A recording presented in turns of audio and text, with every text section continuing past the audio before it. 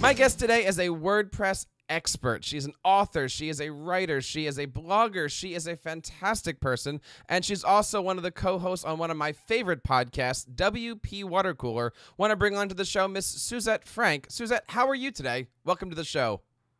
Thank you for having me. I'm doing fabulous. Thank you so much for coming on. Tell us a little bit about yourself. Well, I'm a WordPress professional. Right now I'm doing freelance. I also contribute to the training team on WordPress.org, as well to write training materials for teachers to teach lessons. And I also do some teaching with Girl Develop It, who specializes in teaching affordable classes to women of diverse backgrounds all over the country. We have chapters all over the country. We teach intro to programming classes. Now, a couple times on this show, I've heard you refer to yourself as a front-end developer, and I wanted to bring that up because a couple people have asked me, WordPress is simple, right? And I've had to talk to them about, well, if you really want to get into WordPress, you've got all these different jobs. What are some of the things that we look for when we're looking for a WordPress professional? What is a front-end developer versus a back-end developer, let's say? Well, a front-end developer is mostly going to deal with how the site looks. That's a pretty good way to break it down. And a back-end developer is going to work with how the site functions. So if you just think of functionality versus appearance, that's what you can do. You have a lot of WordPress professionals that do it all. I do a little bit of everything. I do design, I do front-end development, I do a tiny bit of back-end development, but mostly back-end development would be like working with application programming interfaces or APIs to bring information in from another service, such as like Twitter or Instagram or Flickr. That's a lot of back-end programming. Or when you get with dealing with custom post types or different information that's not part of native functionality of WordPress, then you need to hire a developer. So when you're looking at front end, is that mostly working with like a Photoshop image and putting it into code, or is that working with the WordPress dashboard, let's say? It would be working with the actual code. It would be working with the theme itself. It does require a lot to know the admin panel very well because there's a lot of information you may have to manipulate in there. But a developer just deals with code and making the themes. So if you want to get started, you probably want to get somebody, you want to look at doing themes after you get your content on the site, because you want the design to fit your content and not the other way around. Or you want your content to fit the design, not your design to fit the content. Now, that's interesting that you said that. You're the first person that said that on the show here. Put your content or your podcasts or your posts into the site first and then put the theme on it? Yeah, well, you do need to have a theme first, but you don't want to do a lot of customization until you have your content in. That's what I mean. Excellent. That is so important. I know a lot of people are looking to switch over to WordPress, and I know I've helped out a few people that have done all of this work, and I said, but you have like one post. How do you know where all this stuff goes? Why is it important to come up with a cycle or with an order to how you organize things?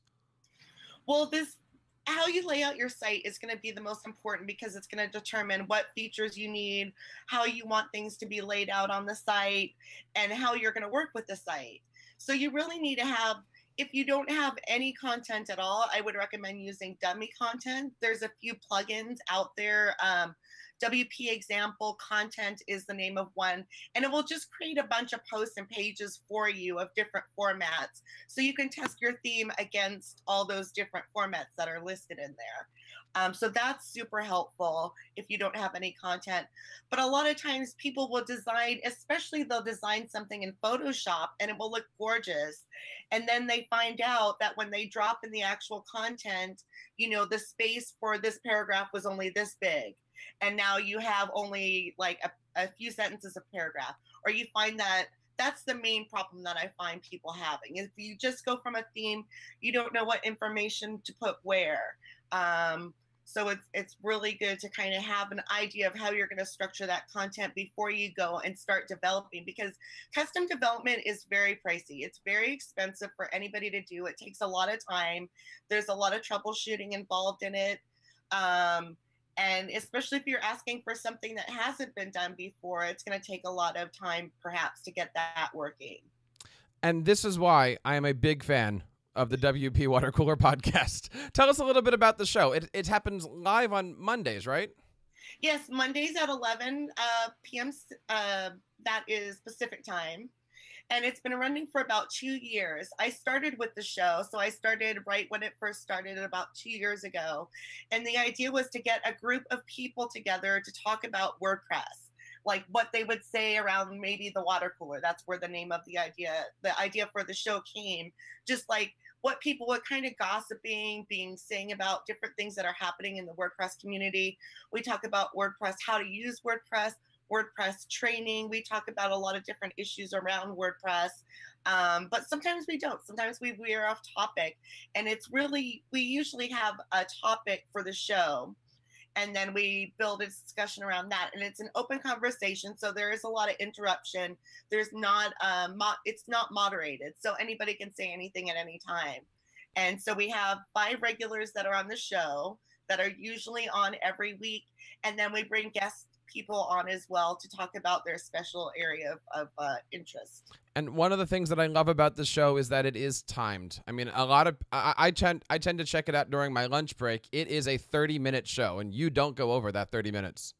That's right. It's a hard stop and a hard start and a hard stop, 11 to 11:30, and then to make sure that we're always on time, we always have a pre-show. A lot of people don't know this, but there's a half an hour pre-show that doesn't get published. And it's just kind of like, so we can test out our equipment and get everything working. But that time, even the banter that goes on during that time really helps to relax us so that we're ready to go right at 11 with the show. Where do we find out more information about the show? This show can be found on WPWaterCooler.com. And the show is listed every week it's listed there, as well as an archive of past shows. So we have a lot of different topics about everything you can think of WordPress. Nice. Definitely check them out. I know I listened to you on the way up to work, on the way back to work. Most of the shows we listened to a couple times. It is absolutely a great show. I'll be honest, some of the topics are a little bit above my head, and some of the topics might be a little bit above your head if you're out there listening.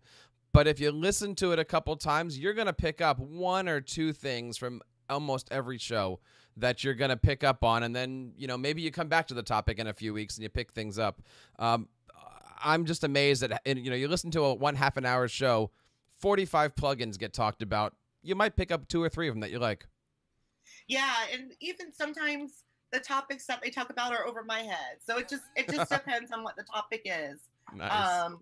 But I mean, we'll talk about business. It's really a good mixture. I think the core characters that are on there every week are a really good mixture. We have Chris Lemma, who is just like, WordPress superstar. Then we have Jason Tucker, who knows everything about video production and everything about, he's just awesome. And then Steve Zanget, who's a great teacher of WordPress and runs his own agency. And then we have Say, who also, she does a lot of work with this Long Beach Small Business Association, getting people up to speed in their small business websites. So it's a really good mixture of personalities and backgrounds as well, I think. And then on top of that, you always have people that are leading WordPress, like the guys from the Jetpack company or the guys from the security. I mean, you go out there and you find those professionals. I mean, we had a common guest. We had Syed Belki come on a couple weeks ago to talk about Opt-in Monster. I've seen him on the show. If you're looking for the top WordPress people and you want to really get into making your podcast website stick, definitely check out WP WaterCooler. Suzette, today we're going to talk all about teaching WordPress. And there's a lot of people out there listening to the show that, okay, I know how to build a podcasting website, but I want to help out my students. And I want to ask you a question that we've asked on every single episode here for podcasting, but I want to spin it a little bit for you. The question that I always ask is, can you podcast for free? And we talk about, well, you could spend a lot of money on equipment, or you could turn on your iPhone and go to the audio recorder and make an audio recording. So let me ask you, can you, or should you, WordPress for free? I'm thinking elementary school. I'm thinking high school here. It depends on the amount of investment that you want to put as far as time.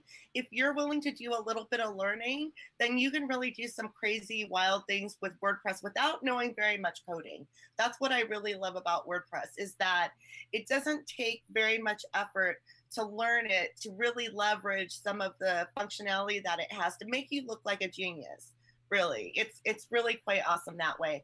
And it is something that if you don't have the time, then you're going to probably have to make a financial investment if you want to get a WordPress site. But if you have the time, it's an excellent thing to do. It's an excellent extra source of income. It's in high demand right now to learn WordPress and do it for other people. So if you can get your own WordPress site in order, you can do it for other people and make a good living off of that. Let's say that I was a teacher and I wanted to start a school newspaper. Mm-hmm. What would be, and again, budget has to be into consideration here. What would you suggest? Could I start off with WordPress.com? Should I start off with self-hosting? Again, thinking in budget, thinking in mind. But I want to create something where I can teach my students about digital publishing, about getting out there on social media. What would you suggest educators do? Well, if you just want to have something that is like a blog and you don't want to have any advanced functionality, if you just want to write like a bunch of articles about different topics, WordPress.com may be a great solution for you. If all you want to do is write, that's all you want to do, you just want to write lessons, that could be an excellent way to get started. And the good thing about it is that once you have everything on there, the content is portable. So you can take that content that you've written on WordPress.com and transfer it later onto a self-hosting site and add more features to it. So I always like to take like a very simple first approach and then work on as you learn new things, because there's always something new to learn. Talk to us a little bit about that. You just said if you start on WordPress.com, you can move things over to your self-hosted. How does that happen? Is that difficult? And if I wanted to do that in time, do I need to call you? It depends. You really shouldn't have to. It should just be a matter of doing an export and then importing. I know that there's one software that I use that really makes it a lot easier, and that's desktopserver.com. That will it's a premium software, but it does handle the migration for you. So I would recommend, if you don't want to hire a developer, that you use something like Desktop Server, Migrate DB Pro, but you are going to have a little bit of technical knowledge to do the migration yourself. Mm-hmm. So if you don't have time to learn it, then you might want to hire somebody else for a few hours. It shouldn't take that long to transfer over, maybe an hour or two, depending on the amount of content. But it's really not that difficult a process. For somebody who's looking just to get set up, maybe goes to WordPress.com and they're looking at the differences between free themes, premium themes. Could you tell us a little bit about what the difference would be? And okay, let's say that I don't have a budget and I wanted to go with a free theme. What generally goes into switching a theme or moving to a premium theme, and what would I need to do to learn about that stuff there? Well, it's really going to depend. Everything, because themes are made by any author. Anybody can write a theme that knows some programming. There is a wide array of different situations that you could come across. So some themes use something called shortcodes. And they build functionality into their theme, which they really shouldn't. They should keep the functionality out of the theme. But a lot of people, especially on theme forums, like to include a lot of special functionality in the theme. And when you use this special functionality, it makes it harder to change to a different theme, because that new theme may not have that same functionality in it, and it's going to break part of your site. So I would recommend going with a free theme if you're starting out. That's going to be the easiest to upgrade. The only difference between a free and a premium theme is the level of support that you're getting. So with a free theme, there's typically not support, or there's a support forum. That's a good way, or just the internet itself. With a premium theme, you have a direct line sometimes to the developer to ask questions, but it really depends on theme to theme. It really does vary. But just in general, premium, you will get somebody to handhold, and with a free theme, you will pretty much have to do it yourself. And we talked a little bit about short codes on last week's episode. We actually had Dustin Hartzler come on, who works for Automatic, and we were talking about short codes as those snippets of text that are within brackets. And the question I asked him, we really didn't quite hash this out yet, but if a page has short codes on it, that means it doesn't have all the text. Is that still a Google happy page? Do you know? It should still be a happy page because all the processing of what happens in the brackets goes on the back end and then on the server side, and then that's processed, and then the server side spits out the HTML, and the HTML is what the Google and the search engines really care about. That is good to know. We couldn't figure that answer last night. I was emailing Yoast the other day trying to ask these questions. So you're a teacher. And you said that you go out and you help people learn how to do WordPress. I'm a teacher. I have students that I want to help do WordPress. What is an early age? Can I start WordPress at 5 years old? Can I start WordPress at middle school? We here at TeacherCast are big fans of KidBlog, which is essentially WordPress for students. What do you say? When can we really start to get into the .coms, .orgs, and what should we be doing at first? It's going to depend on the kid, on the maturity of the child, of course. But I've taught children as young as 7 how to use. They could start writing blogs, and I start them off on .com because I just want to get them in the habit of writing, and that's pretty much the way that I go with children. Interesting. And I remember one time I taught at Phoenix. I taught a kids word camp.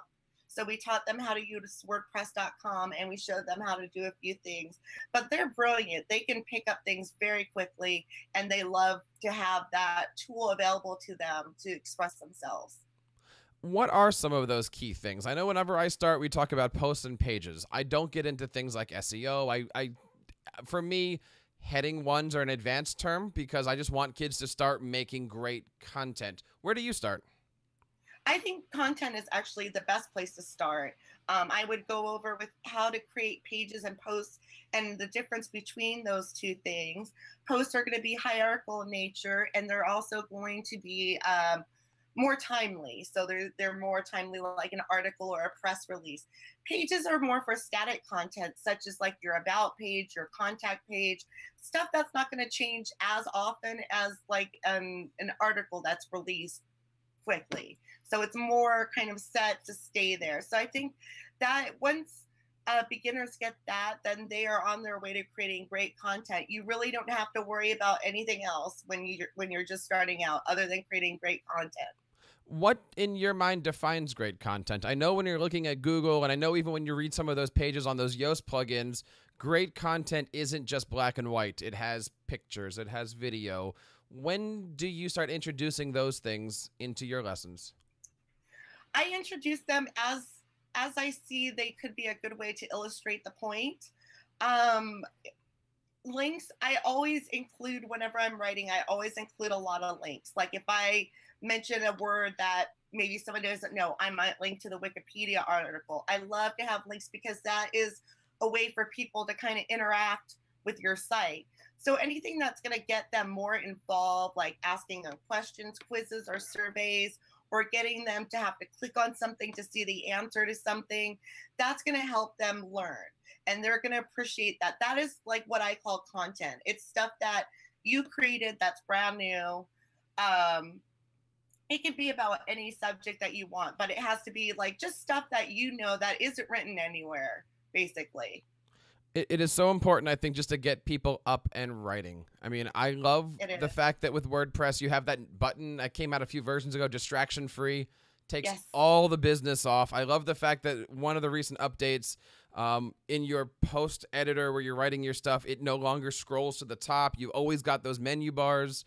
So if your content is really, really long, one of the questions that kids ask me about, and I want you to explain this because I know you can, headers, heading 1, heading 2, heading 3. What does that mean, and why is all that there? Well, it's good. That's a great question to ask. And it used to be that heading 1, heading 2, heading 3, those had to deal with different styles of formatting. And people would use like the heading one would be like the largest, but that's not so much the case anymore. Now we use today what we call semantic markup. So when you label something as H1, that is the most important heading on that page. Heading 2 would be the next most important. So you might have one heading 1 per page. You might have several heading 2s per page. And it's just, if you could just imagine like an outline view, what would be like the most important thing? That would be heading 1. And then underneath that, you would have like your heading 2s, and then you can break it down further. So I like that kind of whole idea when you're thinking about structuring your content, because you want to start at a high level and you want to break it down with supporting content for that top level. But it's semantic because doesn't apply to styling. Styling can be applied to different levels and make them look different, but the main thing is that is the heading 1 is the most important. And when search engines look, they look for those headings. They look to see, so rather than making something bold, you might want to make it an H3 if it's something of a subject or a topic that might be searched on. That's good advice. I know with TeacherCast, I only do H3s and below because H1s, the text is really, really big, and I'm trying to figure out how to make that a little bit smaller, but that's for another show at another time. Talk to us about media. Okay, so I've got kids, I've got content, and we have the ability to create a video. Mm-hmm. As far as the questions about where to put that media, these questions arrive. Do I take a video and put it on YouTube? Some teachers say, I don't want my stuff on YouTube. I'd rather put it somewhere else. Then we talk about, well, maybe we can take that video and we can put it into Google Drive, because with Google Drive, you can embed it into anywhere that has HTML. Or, I didn't know that. Oh, That's yeah. awesome. One of the things that I do when I do my Google consulting with people is, look, Google Apps for Education, which is the school server, not the stuff that you and I know as Gmail, you've got unlimited storage. So if you got 70 gigs of videos, put it in Gmail and then embed that stuff onto your website. That is amazing. And even now, for people like you and I to get, 500 gigs of Google space is like 3 cents or something like, stick it up there. You don't have to worry about the world seeing your family photos and videos if you put it on Google Drive and only embed the ones you want. I think that's one of those functions about Google Drive that people don't use. And there's so many good Google Drive or Google Apps plugins that are out there right now. I'm getting off topic, but I saw one recently that integrates with Google Forms, and it embeds the Google form onto your WordPress, but it doesn't give the iframe box. It makes it look seamless with your theme no matter what. Nice. And it automatically finds the size too. I'm going to do a show one of these days with some Google people about Google plugins for WordPress, because they've come such a long way. The community is really seeing that there is a need for Google and WordPress to marry each other. But anyway, the last thing on here is, do we take that video and go into our media browser? Why would we want to put our videos, and I'm talking of size here, why would we want to put that into our WordPress media browser? Why wouldn't we want to? What's your thoughts and processes on that? And when we do import that media, do you have any suggestions on like naming? Sure. Well, the most important thing that you want to know about media is that WordPress is limited depending on your settings that may be set by your hosting. But there may be a limit that you can upload. So videos tend to be very large. So usually, as some hosts even set the upload limit as small as 2 megabytes. So that's going to be too small to upload a video. So there's a few different things that you can do to go about that. You can actually change your PHP settings, but this gets into more advanced configuration. That was over Just most to get people's your heads. Media in there. If it's over like 5 megabytes, I would recommend not putting it in WordPress and putting it either on Vimeo, Google, or YouTube. And the reason for that is because not only is it going to serve it from a very fast server, because Google has very fast servers and YouTube has very fast servers, but it's going to present it in a way that is applicable for that person's browser. So you don't have to worry about, is this going to work on a mobile? Is this going to work on an iPad? If you use YouTube, I've never had a problem where it serves the right format that person is supposed to have. So that's why I like taking advantage of YouTube. And then now Google, since I just found out about that. That sounds pretty awesome as well. But pretty much, if you have a lot of small videos, you can use the WordPress Media Manager. If not, I would recommend putting it on an external service. So look, on Tuesday when I'm driving to work, if you want on the show on Monday to say, hey, I listened to this podcast and I heard this really cool feature about Google Drive, I'll just be the happiest guy driving to work on Tuesday. I had a couple questions come in. Let me just throw a couple of these at you. When you are putting in a picture, WordPress asks you these questions like, is it caption, your description? I don't know all those different ones that they ask, but what is the difference between all that stuff? Well, the first one that they have is title, and the title actually gets shown to people that are using screen readers. So it's important to have a title, a caption, and the description is option and the alt text. The alt text is also used by screen readers, so that is important to make your site accessible. So the more information that you give a picture as far as title, alt title, it can be actually what I recommend doing is using the title for the caption and that also for the alt text as well, because that's going to help search engines understand your site and be descriptive as you can with the pictures, because Google doesn't understand pictures, it understands text. So the more text that you can put with the picture, always the better. I always look at Google when I'm trying to figure out WordPress. And I had recently somebody ask me about bios and my about page. And I'd love to bring you in on this one too. Somebody said, how come you're always asking people for third-person bios and about pages? And why, I have a bio that says, I am a third grade teacher in this school. Why is that wrong? My answer was always because Google doesn't know who I is. What's your opinion on that? That's interesting. I hadn't heard of that, but that's correct. You want to use your name as much as possible because that is, Google will actually count how many times a certain word is used on your page, and it uses that to determine the page relevancy to search terms. I use the answer of Google doesn't know who I am, number one, and number two, yes. Suzette, when I want to find your bio and use it on my site, and I go to copy it, if your bio says I don't want to use it. I'm going to have to sit there and change all the I's to Suzette. So I always give them the two things. Make it easy for somebody to copy your bio. Yes. And if that person, and whoever's going to copy it, Google's going to copy it first. And yes. I don't know. I'd love to get your opinion on all that stuff, but those are the only two answers I gave about writing, properly on Google. I always write in third person. That is a great tip, but I would also recommend, and a lot of people don't know this about WordPress. They don't know about gravatar.com. What? And what gravatar.com.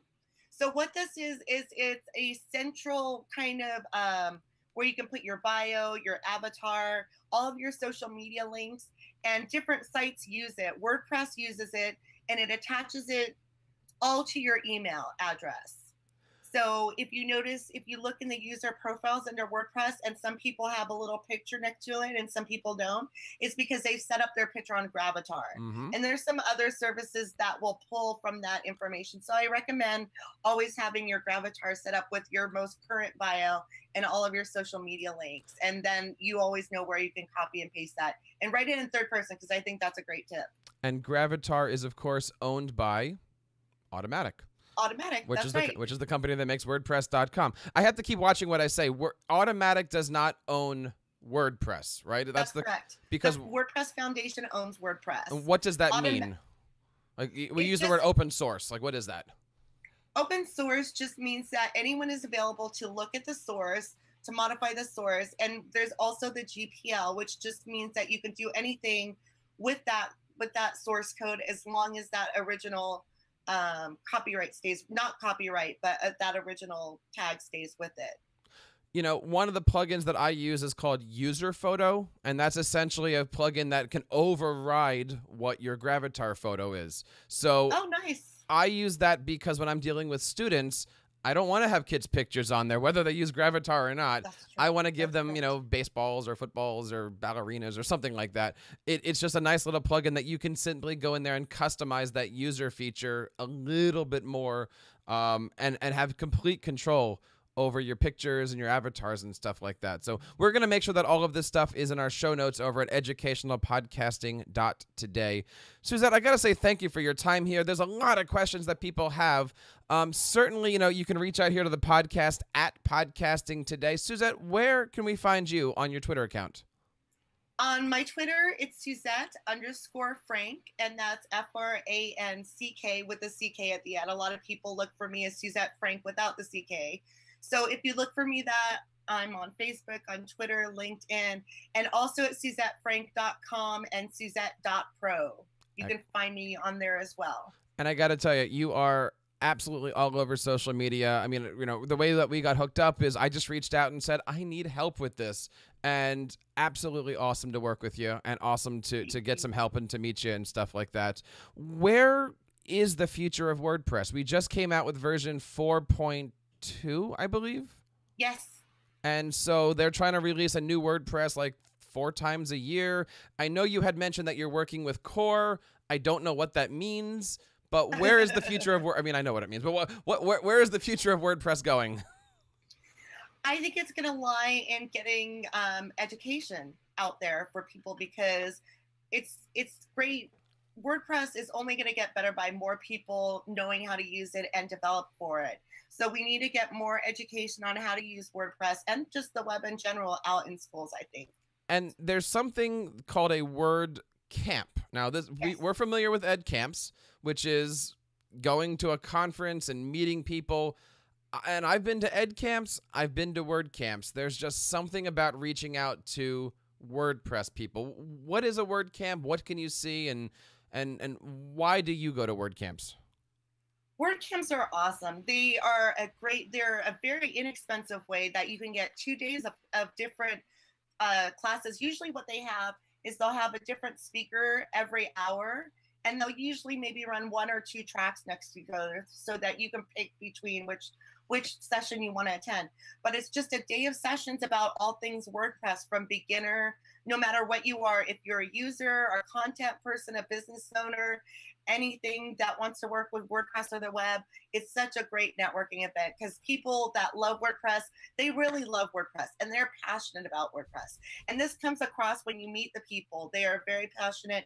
They're very generous with their knowledge. It's a great community to get tapped into. So actually, I'm kind of a WordCamp addict. I've been to 26 WordCamps. I've spoken at 24 WordCamps. They're a lot of fun. And I've been to 8 different states and 2 countries. Wow. Going to different WordCamps. So those are the people that, if I can quote from the show, they love WordPress, they eat WordPress, they do the WordPress, they make the WordPress. Yeah, that's right. They do. And it's awesome to be around. But it's usually like $40 for 2 days. Yeah. You get lunch, like usually both days. You get an after party and a t-shirt. It's such a fun thing for students to do. I really encourage that.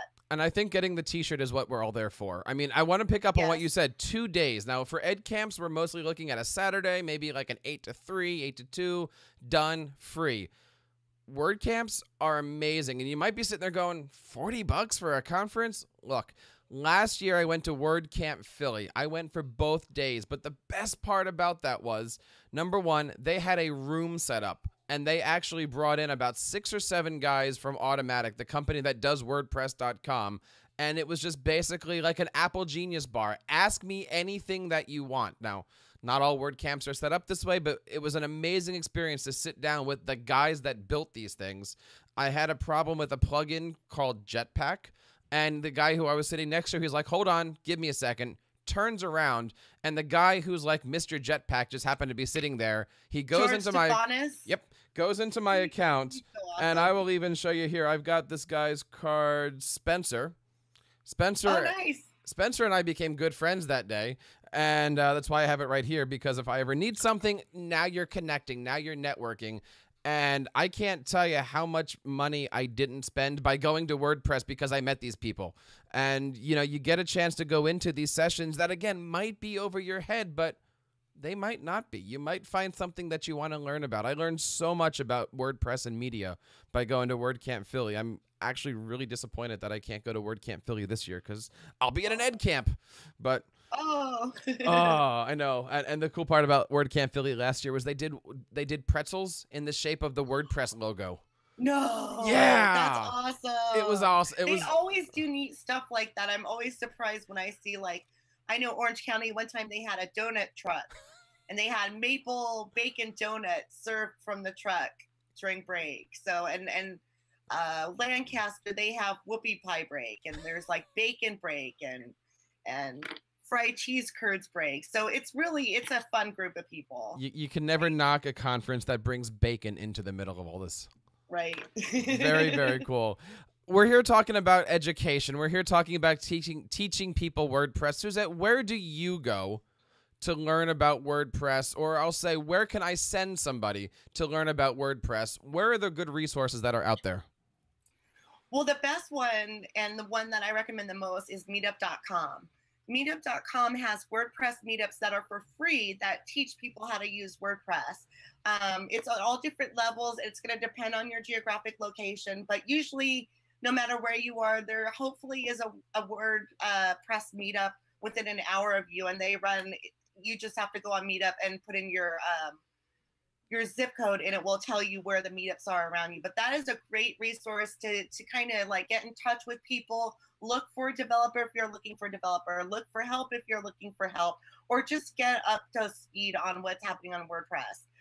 So I like to attend those as often as I can, and that's how I get a lot of my WordPress knowledge. And I shouldn't be afraid of going to a WordPress meetup if I've never touched WordPress before?